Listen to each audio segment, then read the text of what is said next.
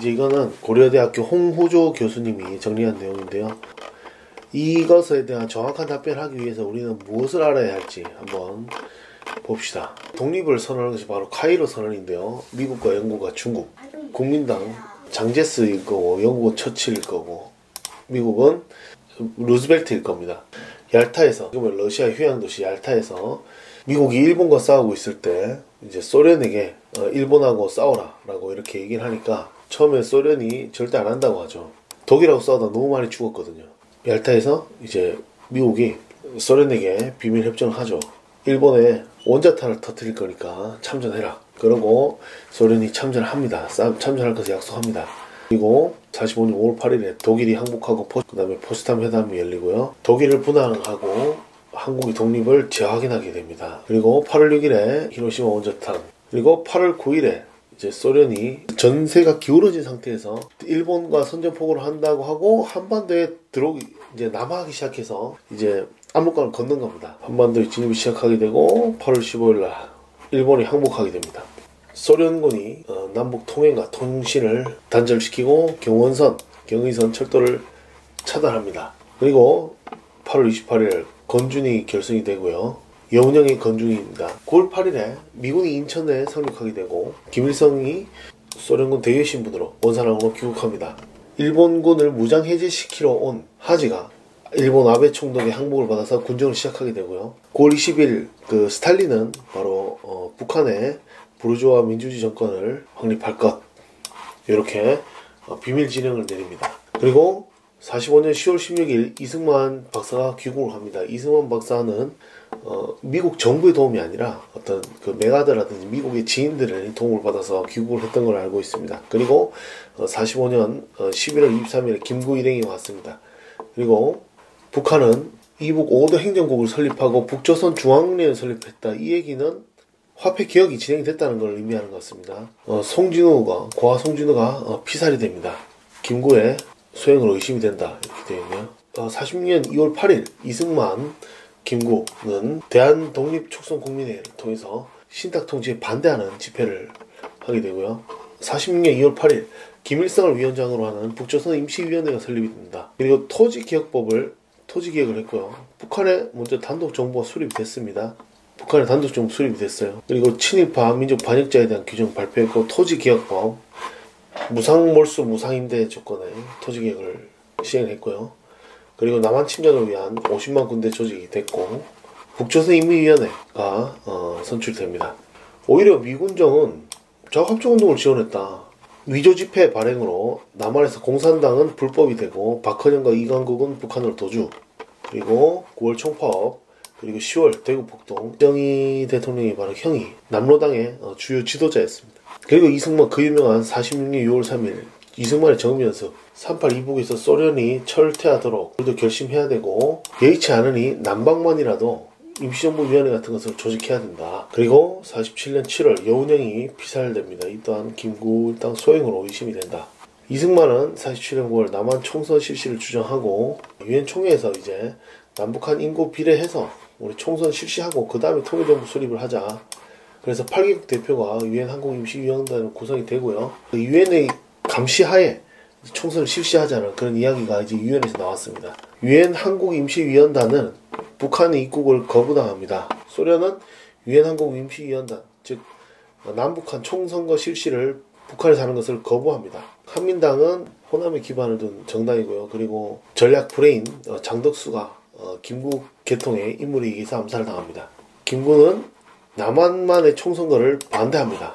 유엔 소총회 위원단의 활동이 가능한, 왜냐하면 북한은 아까 거부를 했으니까 남한만의 총선거를 실시하기로 결의를 하고, 하지 장군은 5월 9일 남한 총선거를 실시한다고 발표를 했습니다. 이때 제주도에서 30여 명의 경찰관과 청년 단원들이 살해가 됩니다. 그러니까 남한 총선거의 투표소가 불태워지고요. 김구는 이제 383을 넘어서 평양에 도착을 합니다. 그리고 인민군의 무력 시위를 보고 김구는 두려움을 느낍니다. 우리나라에 문명자가 많았는데 78%가 문명이었는데 문명자도 투표해야 된다고 말하는 사람은 이승만밖에 없었습니다. 이때 좌익의 방해 공작으로 62명의 경찰관과 관리가 살해되었다.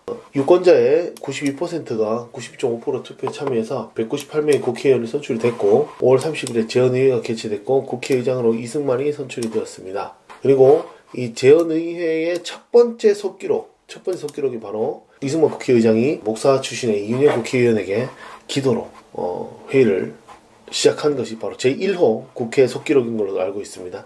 장제스의 중국 국민당은 김구와 친분이 있었죠. 김구 국민당의 도움을 많이 받았으니까 김구에게 이승만을 도울 것을 종용했으나 김구는 어차피 북한의 그 막강한 군사력으로 어차피 남한 점령할 텐데 세워봤자 소용없다고 비관적인 전망을 했다.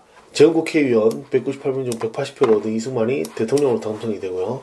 중화민국이죠. 미국 중국은 대한민국 정부를 사실상 승인했고 바로 1948년 8월 15일 대한민국이 건국이 됩니다. 그리고 9월 9일 북한의 조선민주주의인민공화국 정권이 수립이 된다. 제주도에 4.3 사건이 났잖아요. 근데 이때 제주도민 85%가 북조선 건국 대의원 선거에 참여했다. 그러니까 제주도의 표들은 다 북한으로 갔다.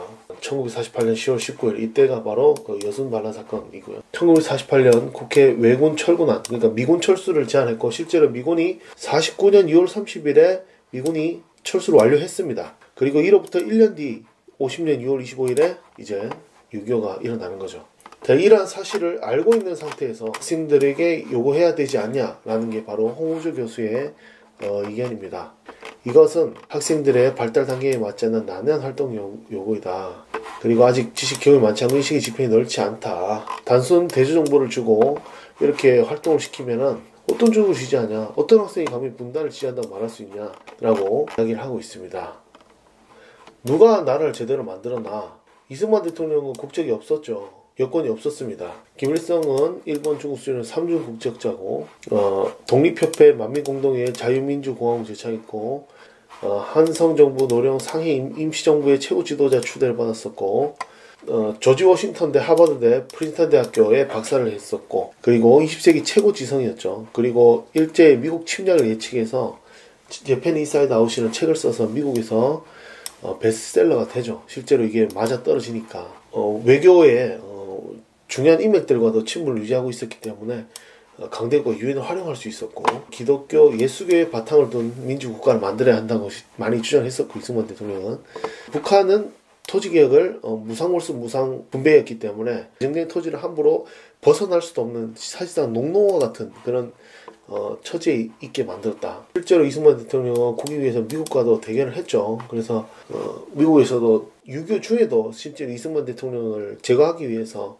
부산 정치파동 같은 그런 일들이 있었죠. 어느 쪽이 더 친일 내각인지 한번 보겠습니다. 이승만 정부의 부통령 이시영입니다. 임시정부 재무총장 신익희, 임시정부 내무총장 김병로 대법원장 항일 변호사 이범석 광복군 참모장 장택상 일본에서 청구 구락부 사건으로 투옥이 됐고 윤치영 홍옥 구락부 사건으로 일본에서 투옥이 됐고 재무장관 김도연 28 독립선언 주도해서 투옥이 됐고 법무장관인 항일 변호사였고 조봉암 공산주의 독립운동가 이분은 이제 토지개혁을 농촌에서 인기가 많았죠. 조봉암 선생은 독립운동가 이명신 독립운동가 사회장관 전진한 노동운동가 민희식 교통전문가 윤석구 교육사회운동가 무임소 장관 이청천 광복군 총사령관 무임소 장관 이윤영 기독교 목사 조만식 선생이 제자였고 그 다음에 국회부의장 김동원 수양동해 사건으로 투역이 됐었고 반대로 이제 북한 쪽에 내각을 한번 보겠습니다. 북한 부주석 김영주 김일성 동생 일제 헌병보조원 일제 중추원 귀족이잖아요.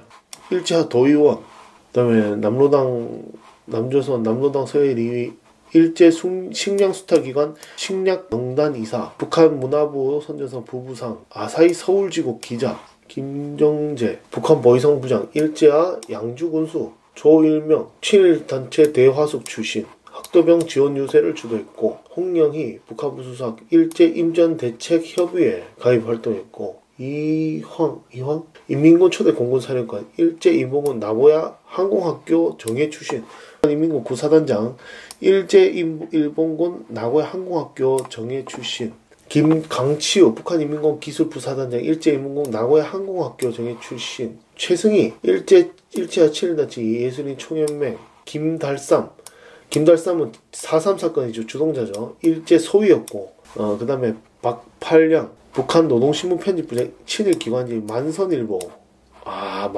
만주와 조선이죠. 만주와 조선. 그 다음에 한낙규, 북한 김일성대 교수 일제학 검찰총장, 정준택, 북한 행정십국 산하고 일제학 광산지배 출신 일본군에 복무했었고, 북한 임시위문회 교통국장, 일제 함흥철도의 국장이었다. 요렇게만 일단 봤습니다. 일단 쭉 봤고, 교과서들이 나온 이러한 질문들이 아이들에게는 상당히 무리하고, 어떤 하나의 1차원적 사고, 일부분을 가지고 인물을 판단하게 되는 상당히 위험한 교육을 하고 있다라고 지적을 하고 있는데 저는 여기에 동의합니다. 오늘 영상 여기까지 하도록 하겠습니다.